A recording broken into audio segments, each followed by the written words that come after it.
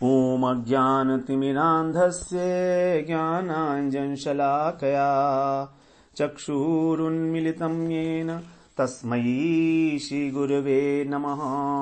वन्देऽहं श्रीगुरो श्रीयुत्पदकमलं श्रीगुरून् वैष्णवांश्च। श्रीरूपं साग्रजातं सहगण रघुनाथान्वितं तं सजीवम् साद्वैतं सावधूतं परिजन सहितं कृष्ण चैतन्यदेवं श्रीराधा कृष्णपादान् सहगण ललिता श्रीविशाखान्वितांश्च। तमादिदेवं करुणानिधानं तमालवर्णं सुहितावतारम् अपार संसार समुद्र से तुम भजामहे भागवत स्वरूपम। हे देव हे दैत हे भुवनैक बंधो हे कृष्ण हे चपल हे करुणैक सिंधो हे नाथ हे रमण हे नयनाभिराम हा कदानुभवितासि पदं दृशोर्मे। श्री कृष्ण चैतन्य प्रभो नित्यानंद श्री अद्वैत गदाधर शिवसदि गौरभक्त वृंद। हरे कृष्ण कृष्ण कृष्ण हरे हरे हरे राम राम राम हरे हरे। हरे कृष्णा। सर्वप्रथम मैं अपने गुरुपाद पद्म ओम विष्णुपाद अष्टोत्तर शत श्री श्रीमद् भक्ति वेदांत माधव गोसाई महाराज के चरण कमलों में अनंत कोटि दंडवत प्रणाम ज्ञापन करता हूं। हम लोग श्रीमद् भागवत पुराण के दशम स्कंध में 31वें अध्याय में गोपी गीत का श्रवण कर रहे हैं, जिसमें भगवान के पास आने का गोपियां कारण बता रही हैं कि हम क्यों आई हैं आपके पास। आपने ही जो है हमको अपनी वंशी की ध्वनि से आकर्षित करके बुलाया है। 16वें श्लोक में गोपियां कह रही हैं, पति सुतान्वय भ्रातृबान्धवान् अति विलंघ्यते अन्त्यच्युतागता गतिविदस्तवोद्गीत मोहिता कितव योषित कस्त्यजे निशी। गोपियां कुछ अभिमान में आकर, कुछ आक्रोश में आकर ऐसा कह रही हैं। ये वही गोपियां हैं जो अपने पतियों के द्वारा घर में अवरुद्ध कर ली गई थी। जो साधन सिद्धा गोपियां हैं, उनका अभी साधन पूरा नहीं हुआ था और उन्होंने अपनी गुणमय देह को त्याग कर, गुणमय देह को त्याग करने का मतलब है कि वो अब तीनों गुणों से अतीत हो गई हैं। प्रकृति के 3 गुण, यही कल्मश है। हमारे अंदर जो कल्मश है वो प्रकृति के तीनों गुणों के कारण है, सत्व रज और तम। जब हम इनसे ऊपर उठ जाते हैं त्रिगुणातीत अवस्था में, तब उस अवस्था के अंदर जो चिन्मयता है वही प्राप्त होती है, पूर्ण चिन्मयता। तो यहां पर थोड़ा बहुत कषाय रह गया था गोपियों में, जिसको उन्होंने भगवान का ध्यान करके अपने पुण्यों को क्षय किया और भगवान के विरह में अपने दुखों को क्षय किया। तो पाप और पुण्य, अपने पापों को क्षय किया, दुख को नहीं पाप को। तो पाप और पुण्य, ये वास्तव में ये देखा जाए तो पाप और पुण्य को क्षय करने के लिए भगवान ने एक बड़ा सुंदर मैकेनिज्म बनाई है। बड़ा आसान है पाप और पुण्य को क्षय करना, क्योंकि इनको पाप दोनों को क्षय किए बिना भगवान से मिलन नहीं हो सकता। तो क्या तरीका है? ये तरीका है सुख और दुख। जब हमें भगवान के साथ विरह की अनुभूति होती है तो हमारे दुख जो हैं, हमारा जो पाप है वो नष्ट हो जाने लगता है। प्रारब्ध पाप भी हमारा विरहाग्नि में नष्ट हो जाता है। प्रारब्ध पाप भी, अप्रारब्ध तो भजन करने से ही नष्ट हो जाता है। अप्रारब्ध पाप जो हमारा संचित है पूर्व जन्मों का, जो बैकलॉग में पड़ा हुआ है स्टोर हाउस में, लेकिन जो इस जन्म में अपना फल देने के लिए आरंभ कर दिया है, जिसने फल देना, इसको बोलते हैं प्रारब्ध। जिसने फल देना आरंभ कर दिया है, ये प्रारब्ध पाप भी भगवान के साथ जब हमारी स्थिति अत्यंत विरह में हो जाती है, दुख होता है हमको भगवान से ना मिलने का, व्याकुलता बढ़ती जाती है, तो हमारे वो पाप प्रारब्ध भी नष्ट होने लगते हैं।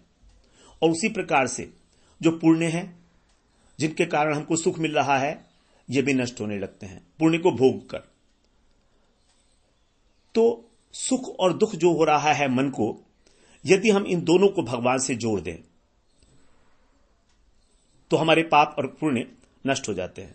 ये बड़ी महत्वपूर्ण बात बताई गई है। ये जो जहुर गुणमयम देहम सद्यो प्रक्षीण बंधना, जो सुखदेव जी ने यहां पर बताई थी कि किस प्रकार गोपियों ने अपनी गुणमय देह को जो है त्याग किया, उसके विषय में 10वें अध्याय स्कंद के 29वें अध्याय के 11वें श्लोक का बड़ा महत्वपूर्ण पद था ये। जहुर गुणमयम देहम सद्य प्रक्षीण बंधना, तुरंत उन्होंने अपने पाप और पुण्य रूपी जो बंधन था उसको क्षीण कर दिया। और उन्होंने 10वें में कहा कि जो उनको विरह हुआ उससे उन्होंने अपने पापों को धो दिया, और जो आलिंगन करने से सुख मिला उससे अपने पुण्य को धुल गया। तो जब हम भगवान के भजन में तल्लीन हो जाते हैं और आनंद प्राप्त करते हैं, रोमांच हो जाता है हमारे हृदय के अंदर अत्यंत, तब हमारे पुण्य क्षीण हो जाते हैं, क्योंकि ये भी बंधन का हेतु है। और जब विरह होता है तो हमारे पाप क्षीण हो जाते हैं। तो भक्त हमेशा सुख और दुख के इस समुद्र में लहराता, डूबता उतराता रहता है। लेकिन ये दोनों ही भगवान से मिलने के स्फूर्ति होती है, तो मिलन के अंदर सुख मिलता है, आनंद मिलता है, सेवा का आनंद मिलता है, और विरह के अंदर पाप नष्ट हो जाते हैं। तो ये बड़ी सुंदर पद्धति यहां पर गोपियों के माध्यम से बताई गई है। तो कह रही हैं गोपियां कि हमने सबको छोड़ दिया, अपने पति सुत इत्यादि को, और अति विलंघ्य, हम अति विलंघ्य की चर्चा कर रहे थे। अति जो है विशेषण है विलंघ्य का, अर्थात हमने केवल उनको ही नहीं छोड़ा, बल्कि उनके प्रति हमारे मन में जो आसक्ति थी वो भी छोड़ दी। तो जब हम आसक्ति का त्याग करते हैं, वही वास्तविक त्याग है। गीता में स्पष्ट किया गया है। कर्म को छोड़ना त्याग नहीं कह सकते केवल, वो तो अकर्म हो गया। लेकिन कर्म में आसक्ति, कर्म के फल में आसक्ति को छोड़ देना, सुख बुद्धि को छोड़ देना, महत्व बुद्धि को जो है महत्व बुद्धि ना रखना, यही वास्तव में जो है वास्तविक त्याग है।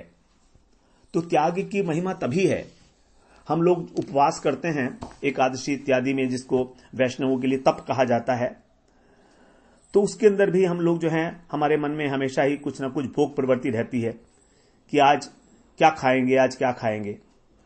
तो उपवास का अर्थ होता है कि उपवास, भगवान के निकट बैठना, इतना निकट, इतना तन्मय हो जाना कि भूख प्यास का आभास न रहे, वही सच्चा उपवास होगा। प्रभु के चरणों में वास करना, अपने मन को प्रभु के चरणों में रख देना, उपमने निकट, वास मने रहना, यही है उपवास।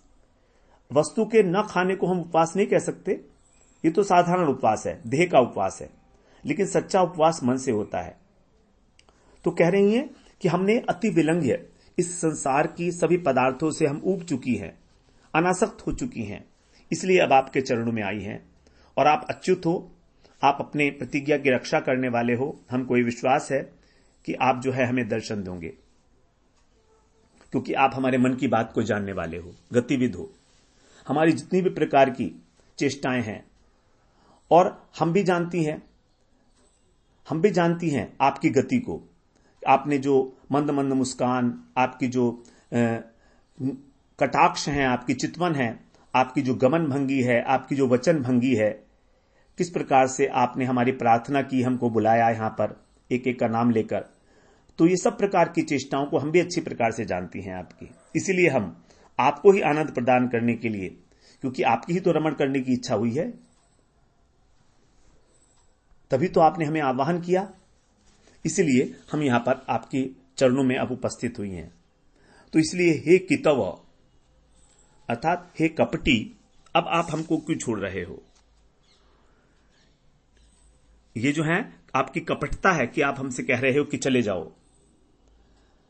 आपने हमें घर से बुलाया और वंचना कर रहे हो, ये कोई न्याय है क्या? इसलिए कह रही हैं, हे धूर्त शिरोमणि, इस धूर्तता से कोई लाभ आपको नहीं होने वाला है कि आप इस रात्रि काल में, हम जो आई हैं, योषितः कस त्यजेत निशा काल में आपके पास आई हैं, रात्रि के समय स्वयं। तो तुम्हारे जैसा कोई भीरू और निष्ठुर व्यक्ति इनके अतिरिक्त और कौन त्याग कर सकता है, अर्थात कोई भी नहीं कर सकता। तो कृष्ण को यहां पर कितव शब्द से दो प्रकार के संबोधन बताएं, भीरू और निष्ठुर। आप डरपोक भी हो, अगर डरपोक होते मतलब सब समर्थ नहीं हो, आप इतनी सारी जो हैं गोपियां आ गई आपके पास, आप उनको प्रसन्न करने में समर्थ नहीं हो, इसलिए डर रहे हो, और निष्ठुर भी हो, तो आप ऐसा नहीं है कि आप भीरू हो, आप समर्थ हो, लेकिन तो भी निष्ठुरता ढार कर रखी है आपने। इसलिए हम आपसे रात्रि काल में जो अभिसार करने के लिए आई हैं, तो कौन सा युवक उनको त्याग करेगा? और जो त्याग करता है वो वास्तव में उसे अपनी वंचना कर लेता है।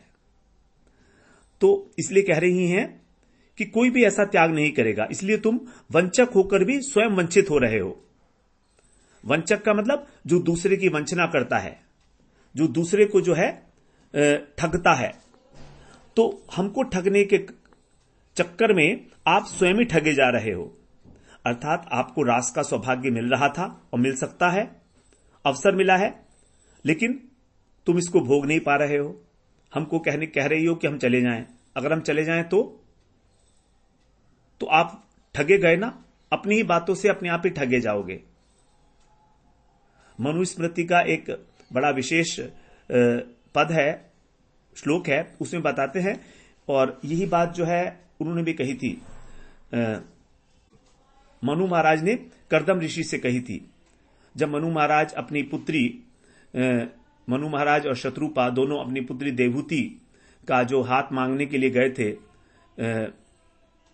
अपना पुत्री का जो विवाह करने के लिए कर्दम ऋषि के पास गए थे, तो कर्दम ऋषि तो ऋषि हैं, तो उनसे यही बात कही थी कि जो अपने घर आए हुए किसी भी, बिना किसी प्रयास के अपने घर आए हुए किसी भी पदार्थ को छोड़ देता है बिना सोचे समझे, उसको बुद्धिमान नहीं कह सकते। क्योंकि कई बार ऐसा होता है कि कोई भोग पदार्थ, कोई विषय वस्तु हमारे सामने अपने आप उपस्थित हो जाती है, और हम एक अपने झूठे अभिमान के अंदर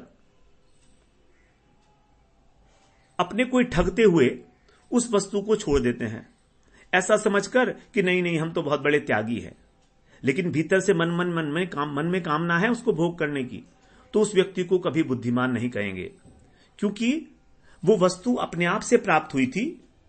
अपने आप से प्राप्त होने का मतलब है प्रारब्धवश, कोई प्रयत्न नहीं किया गया था, लेकिन वो विषय वस्तु अपने आप उपलब्ध हो गई। अब उसके अंदर, हमारे अंदर अभी उसकी अंदर वासना भी है उसको भोगने की, तो इसीलिए उसका हमको भोग कर लेना चाहिए, अपने को तिरस्कार करते हुए, अपना तिरस्कार करते हुए, अपने को धिक्कारते हुए। क्योंकि कहीं ऐसा ना हो कि वो जो भोग वस्तु आई थी उसको भी हमने छोड़ दिया, और फिर उसी के लिए लालायित होकर हम किसी ऐसे व्यक्ति के पास जाकर प्रार्थना करें जो कंजूस है, जो कृपण है, जो हमको नहीं देगा, तो हमको बड़ा दुख होगा। तो इच्छा तो मन में थी, लेकिन उसको भोगा नहीं। तो इसलिए अच्छा है कि जो छोटी सी इच्छा बची है उसको भोग कर नष्ट कर दो, खत्म कर दो। उसको तिरस्कार करते हुए, अपने को धिक्कार करते हुए उसको भोग लो, जिससे कि वो इच्छा खत्म हो जाए आपकी, so that you grow dispassionate of it. Go through it and grow dispassionate and then get rid of it for all time to come. तो यही कह रही हैं गोपियां कि कहीं तुम हमको ठगने के चक्कर में और खुद ही ना ठगे जाओ। इसलिए तो मेदिनी कोश में जो है इसका अर्थ बताया गया है, पुल्लिंग शब्द है ये, उसमें कहा है, इसके दो अर्थ बताए हैं, मत्त और वंचक।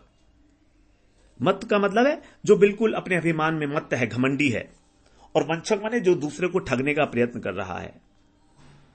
तो कह रही हैं कि ये तो आपको सौभाग्य मिला था, हम आपकी इच्छा को जानने वाली हैं, आप हमारी इच्छा को जानने वाले हो, इसलिए हम यहां पर आई थी। इसलिए अब आप हमको दर्शन दो, और यदि आप दर्शन नहीं देते हो तो आप अपने स्वरूप से च्युत हो जाओगे, आप अच्युत हो, आप विमुख नहीं हो सकते हमको दर्शन देने से। तो यहां पर गोपियां जो हैं अच्युत शब्द जो है ईर्ष्यावश कह रही हैं भगवान को। ईर्ष्या है तभी कह रही हैं अच्युत। आप हो तो अच्युत, लेकिन हम अपनी ही बात से मुकर रहे हो। आपने हमको जो है जब कात्यायनी की उपासना की थी तब आपने हमसे यह भी कहा था कि मैं आपके साथ आगामी शरद पूर्णिमा को रास करूंगा, आपने कहा था यह बात। तो इस प्रकार से हम सब कुछ छोड़कर आपके चरण कमलों में उपस्थित हो गई हैं।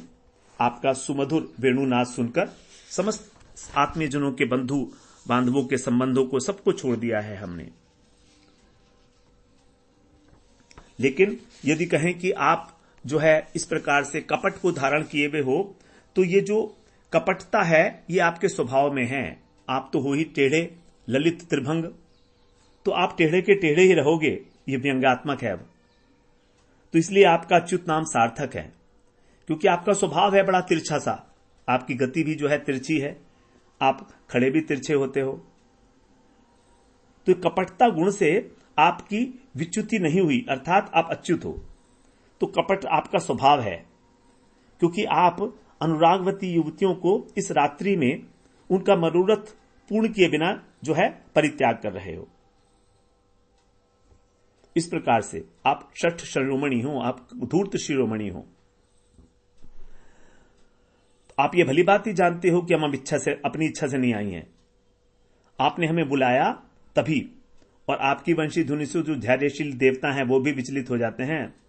हम तो साधारण सी गोपियां हैं, इसलिए आप अत्यंत निष्ठुर हो और हमको यहां पर वन में बुलाकर जो है दुख प्रदान कर रहे हो। अब हमारे पास यदि कहो वापस लौट जाएं तो हम कहां से जाएं? हम तो उनकी आसक्ति छोड़ दी, हमारा कोई मन से संबंध ही नहीं रहा अपने पतियों और पिता और पुत्र माता इत्यादि से, बंधु बांधवों से। क्योंकि जीवन में हमारा जो प्रेम का पात्र है वो बदलता रहता है हमेशा। अब हम देखें, अगर एक बार जन्म से लेकर मृत्यु तक हमारे जो प्रेम का पात्र है वो बदलता रहता है। जन्म के बाद बच्चे को सबसे अधिक माता पर प्रेम होता है, क्योंकि माता से उसको पोषण मिलता है। थोड़ा बड़ा हो जाता है तो खिलौने में आवेश हो जाता है उसका। उसके बाद और बड़ा होता है तो फिर पिता से, क्योंकि पिता उसकी जरूरत को पूरा करता है, उसको खिलौने चाहिए, उसको बाजार घूमना है। फिर सखाओं से हो जाता है अपने, उसके बाद फिर प्रेमिका से, पत्नी से हो जाता है युवावस्था में।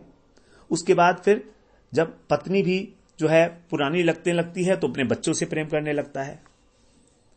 तो इस प्रकार प्रेम का पात्र लगातार बदलता रहता है, क्योंकि वहां प्रेम नहीं है, वहां स्वार्थ है।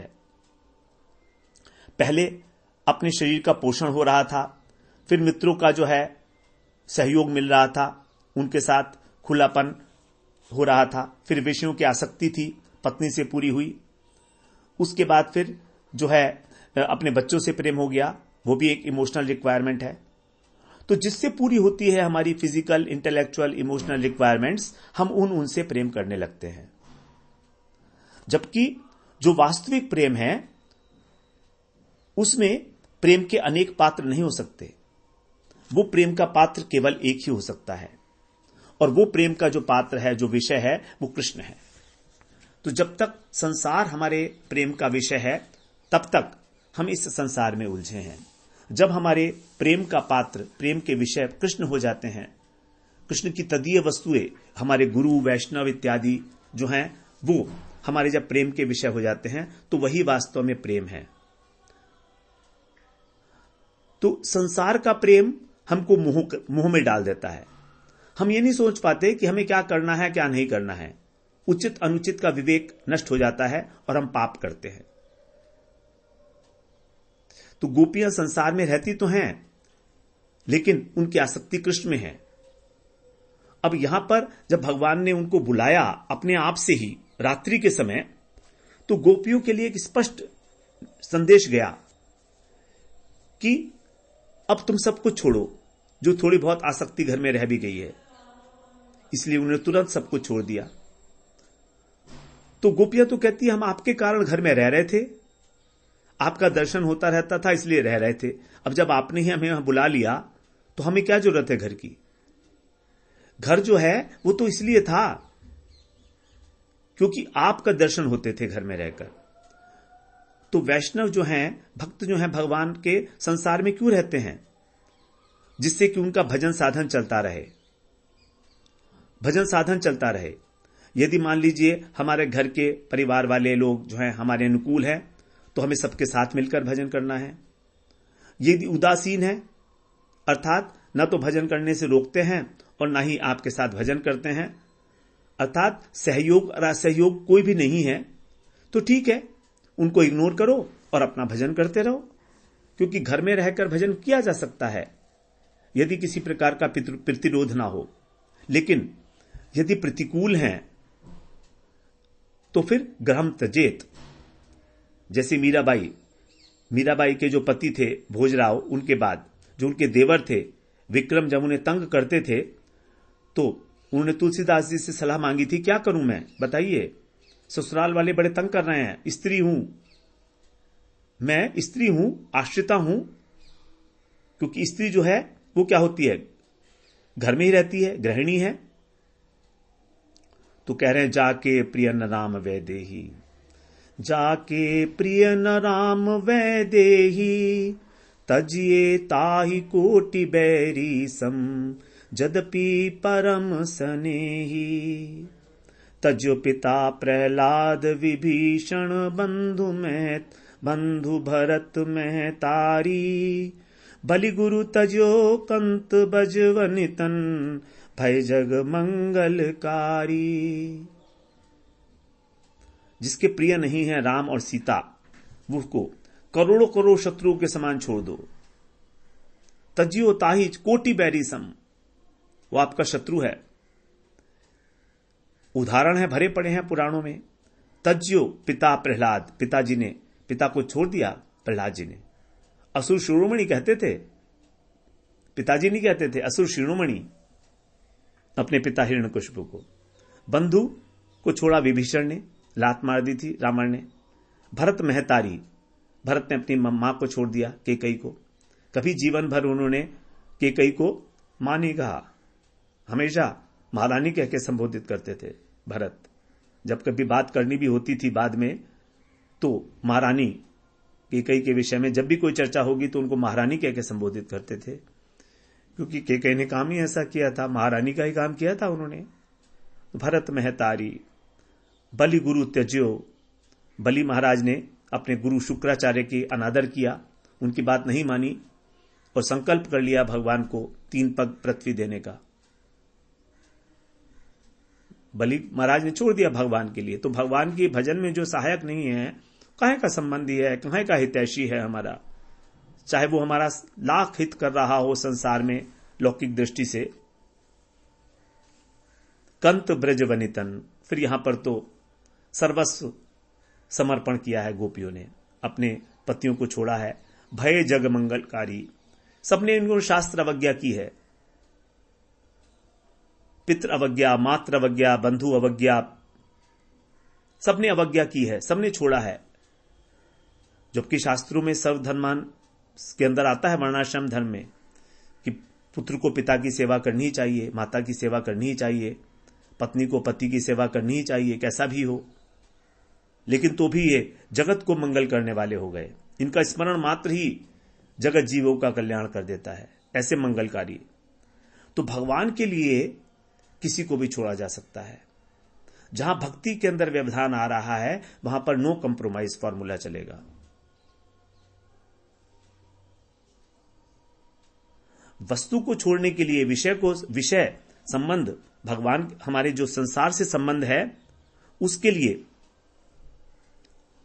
भजन को नहीं छोड़ा जा सकता। यदि ऐसी सिचुएशन आ जाती है कभी कभी जीवन में, और अगर बिल्कुल ही स्थिति नहीं है छोड़ने की तो भी कोई बात नहीं है, क्योंकि छोड़ने से अनसर्टेनिटी बहुत है। आजकल का समय ऐसा नहीं है कि घर छोड़कर भजन करा जा सके, विशेषकर एक स्त्री जाति के लिए। तो उसको जो है अपने मन भगवान में लगा के ऊपर ऊपर से घर वालों की सेवा करनी चाहिए, ऐसा दिखाते हुए कि मैं आपकी तरह ही हूं, लेकिन अंदर से भगवान को समर्पित रहे। तो सारे संबंध जो हैं हमारे लौकिक संबंध भगवान के भजन में सहयोग के लिए होने चाहिए। कहीं ना कहीं किसी प्रकार को यदि हमें उनसे सहयोग मिल रहा है तभी वो संबंध रखने लायक है। तो कह रहे हैं कि इस प्रकार हमने सब कुछ छोड़ दिया है। तो घर को छोड़ने का मतलब होता है पत्नी को छोड़ना वास्तव, क्योंकि पत्नी से घर होता है। गृहिणी गृहम उच्यते, घर गृहिणी से ही है। ग्रहणात इति ग्रहम, ग्रहणाति जो ग्रहण करता रहे, घर में कुछ भी ले आइए सब स्वीकार कर लेता है। तो इसलिए तत्त्याजे दूषणम नास्ति या कृष्ण बहिर्मुखा, जो कृष्ण से बहिर्मुख है उसको छोड़ने में किसी प्रकार का दोष नहीं है। मीराबाई ने सबको छोड़ा ही।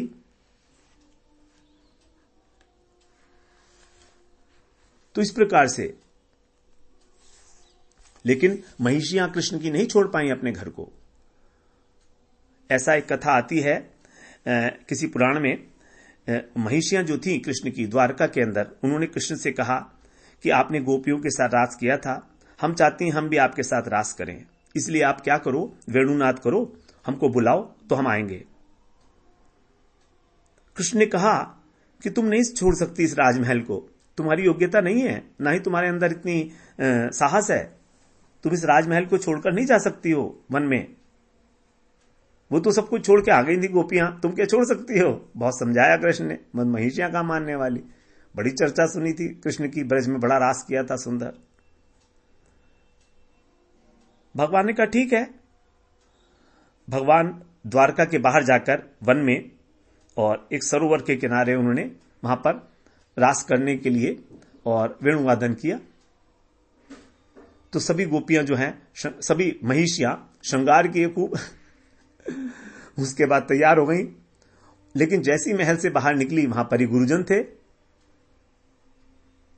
पूछते भैया रात को कहां जा रही हो। कृष्ण की रानी हो तुम, अकेले जा रही हो, कहां जा रही हो। लौट गई वापस। क्या करें, अब सोच रही हैं कि यदि गुरुजन हटें तो जाएं, लेकिन रात सारी हो गई, जा नहीं पाई। भगवान ने रास का संकल्प किया। भगवान का जो संकल्प है वो तो सत्य संकल्प है भगवान। तो फिर वहीं पर उसी सरोवर से ही ऐसा कहा जाता है कि गोपियां प्रकट हुई हैं। तो उसको जो है गोपी तलैया के नाम से जाना जाता है। द्वारका के पास में ही कोई स्थान है इस प्रकार का, गोपी तलैया। तो वहां पर भगवान ने फिर रास किया था गोपियों के साथ ही। तो महिषियां तो बोलती हैं कि गुरुजन रास्ते में खड़े थे, हमको संकोच हुआ, आ नहीं पाई हैं। तो इसलिए गोपियों की तरह कोई नहीं है। गोपी की तरह केवल गोपी ही है जो अपने प्रेम को गुप्त रखती है। इस प्रकार से उसका जो है भगवान के ही स्मरण में तन्मय रहती है। ऐसी तो यही है गति विदह।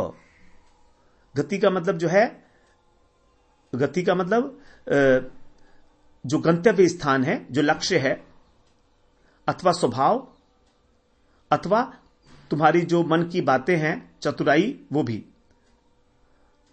तो गति का मतलब चाल भी होती है, तो चतुराई ये भी। तो कहती है हम सब तुम्हारी चाल जानती हैं। गोपियां कह रही हैं हम भी गतिविद हैं, तुम भी गतिविद हो, हम भी गतिविद हैं। हम तुम्हारी एक एक चाल जानती हैं, तुम हमें किस प्रकार से आवाहन कर रहे हो अपना उद्गीत, अपने उच्च गीत के द्वारा। उच्च कोटि का जो गीत है, प्रेम गीत। उद्गीत का मतलब है जो सर्वोच्च स्तर का गीत है, और सर्वोच्च स्तर का जो गीत है वो यहीं पर गाया गया है, प्रेम गीत। उसे सुनकर जो है गोपियां मोहित हुई हैं। मधुर तान से, इस प्रकार से, क्योंकि स्त्रियां हैं तो जानने वाली हैं, जानती हैं कि हमें किस प्रकार बुलाया है। और तुम तो पुरुष हो, तो पुरुष होकर भी तुम इस प्रकार से कार्य कर रहे हो, ये केवल एक कपटी ही कर सकता है। यही तुम्हारा कपट है कि तुम अंदर में सारी बातें छुपाए हो, और हमसे क्या छुपाओगे, हम तो सब जानती हैं। इसलिए जो है तुम हमारी वंचना करना चाह रहे हो, लेकिन ये ठीक नहीं है। इससे तुम्हारी वंचना हो जाएगी, तुम ही जो है वंचित हो जाओगे हमारे हमारे हमारे हमारे मिलन से। हमारा मिलन तुमको प्राप्त नहीं होगा। इस प्रकार से जो गोपियां मूर्छा अवस्था को प्राप्त हो गई थी, दशम दशा को, उन गोपियों के द्वारा यह बात कही गई है कि तुम ये किस प्रकार का व्यवहार कर रहे हो हमारे साथ। अब आगे 17वें श्लोक में कह रही हैं, रहसि संविदम हृच्छयोदयम् प्रहसिताननम् प्रेम वीक्षणम् व्रह दुरहस्यो वीक्ष्य धाम ते मुहुरति स्पृहा मुह्यते मनः। यहां पर इस श्लोक के अंदर अब भगवान के प्रति उनका जो प्रेम लालसा जागृत हुई है उसके सब कारण बता रहे हैं। मन को मोहित करने वाले जो भाव विशेष हैं, उद्दीपन इत्यादि, उन सबको यहां पर बताया जा रहा है। तो गोपियां मानो कह रही हैं कि आप जो आए हो, आपका कारण तो है सबके दुख को नाश करना, तो पहले दुख का नाश होगा, फिर उसके बाद सुख की प्राप्ति होगी। तो इस श्लोक में अब बता रही हैं कि हमारे जो दुख हुआ है उसका कारण क्या है। तो कह रही हैं कि ते रहस्य संविदम, ते माने तुम्हारी, रहस्य माने एकांत में, संविदम माने जो प्रार्थनाएं थी उनको हम जानती हैं। आपने जो हमसे एकांत में वार्तालाप की थी तो ये तो पहली चीज हो गई, रहस्य संविदम। एकांत में जो हमारी वार्तालाप हुई थी, प्रार्थना की थी, आपने हमसे आलाप किया था, नंबर 1।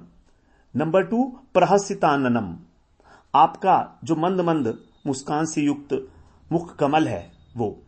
नंबर 3 प्रेम वीक्षणम, प्रेम पूर्वक आप जो कटाक्ष चलता है आपका चितवन, ये तो ये तीनों ही चीजें मिलकर, और हृच्छयोदयम, हमारे हृदय के अंदर जो सोया हुआ काम है, हृच्छयोदम। हृच्छय का मतलब हृदय छेते, अर्थात हृदय के अंदर जो सो रहा है ऐसा काम, उसको तुमने जागृत कर दिया, उदय करा दिया। तो 3 प्रकार से हमारा ये काम आपके प्रति, आपको प्राप्त करने की इच्छा उदय हुई है। एक तो रहस्य संविदम, अर्थात जो एकांत में हमारा रहस्यमय प्रलाप था, वार्तालाप था वो। दूसरा आपका जो मंद मंद मुस्कान वाला प्रहसिताननम है, आनंद मने मुख कमल, और प्रेम वीक्षणम, आपकी जो चितवन है। इनके द्वारा हमारे हृदय के अंदर जो सुप्त काम था वो जागृत हो गया है। हृच्छयोदयम, तो हृदय के अंदर जो सो रहा था वो उदय हो गया है इन तीनों के कारण। तो संविदम का मतलब हो गया जो एकांत में जो संवेदन होता है वो कैसा होता है, जिसको हम सब जगह नहीं कह सकते। प्रणय आलाप को कहा जाता है। ये हो गया हमारा हृच्छयोदयम, इससे हमारा काम जागृत हो गया। अब काम जागृत होकर फिर क्या हो रहा है, वृहद उरह श्रियो, आपका जो वक्षस्थल है, उर का मतलब वक्षस्थल, वो अत्यंत विशाल है। तो आपका जो वक्षस्थल का सौंदर्य है, जहां पर जो श्री का धाम है, अर्थात लक्ष्मी जी का धाम है, क्योंकि लक्ष्मी जी वहां पर विराजमान है स्वर्ण रेखा के रूप में निरंतर। तो जब हमने उसको देखा, वीक्ष माने देखा, असमाप्त क्रिया है वीक्ष।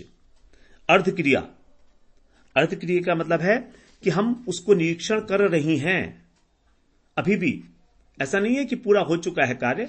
तो उसको देखकर जो नीलकांति मणि के समान आपका वक्षस्थल है, जिसमें लक्ष्मी जी का जो धाम है, श्रियो धाम, उसको मुहुर अति स्पृहा मुह्यते मनः, उसको प्राप्त करने की इच्छा हो गई है।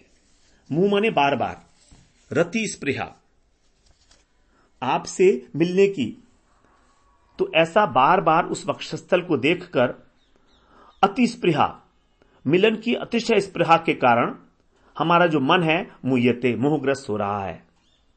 यदि भगवान कहें कि तुमने मेरा वेणुनाद सुना तो तुम मोहित क्यों हो गई, उद्गीत मोहिता, तो कह रहे हैं केवल वेणुनाद ही नहीं है, इसके अतिरिक्त और भी बहुत सारी उद्दीपन की जो है, उद्दीपन के विषय हैं। तो 5 प्रकार की जो मोहनी क्रियाएं हैं, जिनको कामदेव के 5 बाणों के समान कहा गया है, उस सब के लिए यहां पर कहा जा रहा है। नंबर 1, रहस्य संवेदम। एकांत में आपने जो हमसे संभाषण किया था, एकांत में। फिर दूसरा, जो आपका प्रहसिताननम, आपका मुख कमल है। प्रेम वीक्षणम, आपकी चितवन, मुस्कान। और उसके बाद फिर लक्ष्मी जी का निकेतन, ये ऊंचा वक्षस्थल आपका। इस सबको विशेष रूप से देखकर हमारे मन में आपके संग की कामना उत्पन्न हो रही है और हमारा मन अत्यंत मुग्ध हो रहा है। उत्कंठा से हम बिल्कुल मूर्छित प्राय हो रही हैं। तो 5 प्रकार के यहां पर चीजें जो बताई गई, वो कामदेव के 5 बाणों की तरह हैं। 5 बाण हैं कामदेव के: मोहन, मादन, उच्चाटन, शोषण और स्तंभन। और 5 जो बाण हैं वो पुष्पों के बने हैं: आम्र, वकुल, अशोक, माधवी और मल्लिका। तो कामदेव के 5 बाणों की भांति ही ये जो 5 उद्दीपन के विषय हैं, इन्होंने हमारे मन को अत्यंत मोहित कर दिया है। तो कामदेव हमेशा हृदय में जो है सभी प्राणियों के सुप्त रहता है। तो यहां पर गोपियों के हृदय में अप्राकृत कामदेव है। यहां प्राकृत काम के तो प्रश्न ही नहीं उठता। और उसमें आपने जो हमसे मधुर मधुर बातें की थी, फिर आपने जो हमको देखकर आपकी जो हंसी है भाव भरी, और भाव विशिष्ट भावों से जब आप हमारी ओर देखते थे, दृष्टिपात करते थे, तो ये सब उद्दीपन सामग्रियां हैं।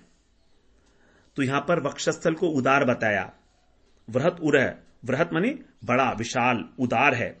उदार का मतलब है विशाल वक्षस्थल जो होता है वो नायक की श्रेष्ठता का सूचक है।